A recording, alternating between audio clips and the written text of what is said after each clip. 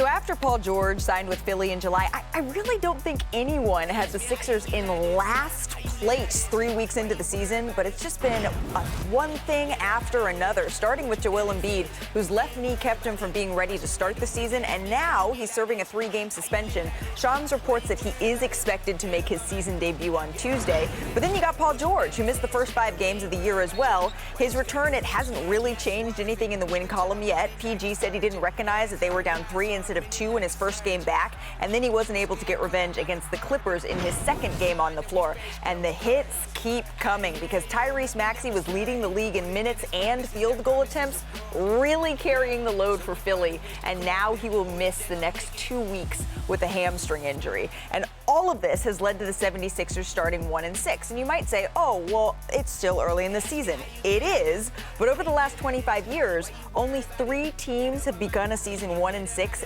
or 0-7 and gone on to make the playoffs. And that's out of more than 75 teams having had the chance to do this. So, Brian, it's early. Is it too early to worry about the 76ers? It is a little bit too early, and here's why. Because the warm blanket that they put on at night is the Eastern Conference standings. Because as bad as it looks for Philly, when you look at where they are in the East, they're not actually that far. They're 10 good days away from being in 5th place.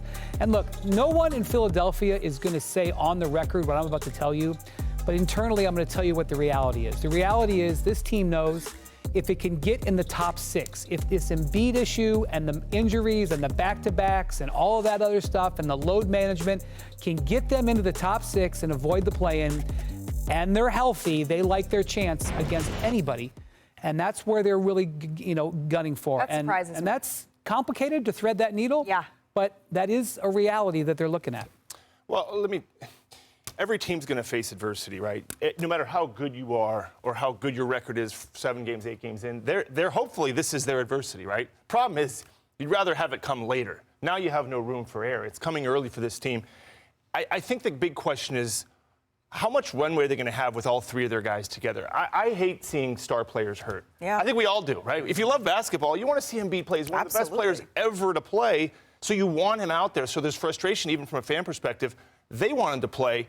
The thing is they need a good chunk of games with Maxey, Embiid, and Paul George to find out. Let's just see what it is. The question there is, if you look at this, is 55 games possible if Embiid doesn't do the back-to-back. I love according to Bob Myers. Yeah, that's not this is not my subjective opinion. This is just factual. And who knows? Maybe we had plans with the Warriors where we're going to rest this guy and he's not playing back-to-backs and we're going to do this, and all of a sudden the plans go out the window, right? How quickly? Well, when things change, right? You may have if they're facing getting out of the play-in and Embiid needs to play some back-to-backs at the end of the season to get to the 6th seed, like Brian said, he's going to play. Right? This isn't like etched in stone. So I think that's a plan.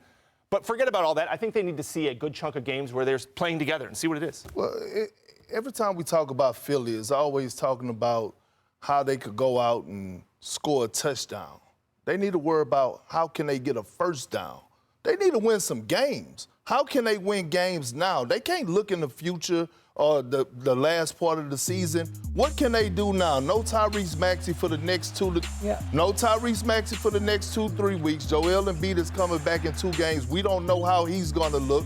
You played Paul George and got him the biggest offseason addition. You paid him max money. Okay, PG, you got some pretty good role players alongside of you. One thing they got to worry about, okay, they're 1-6. Yeah. They can't be going 2-13. No, They got to stop the bleeding. That's what I say. They need to get a first down. But guys, more than any other sport, when I sit next to my owner, we'd lose games, we'd start off, and they'd say, what's going on? I'd say, I don't know, we have $100 million sitting on our bench, right? It just doesn't work. You got minimum guys out there. So I get it. It's the result business, but it's a long season. But I will say, being out with the 76ers during their training camp, what I heard from Joel Embiid, from Paul George was, hey, we needed to be able to have other folks to keep things afloat. Sure. This is getting put to the test. I'm on fire.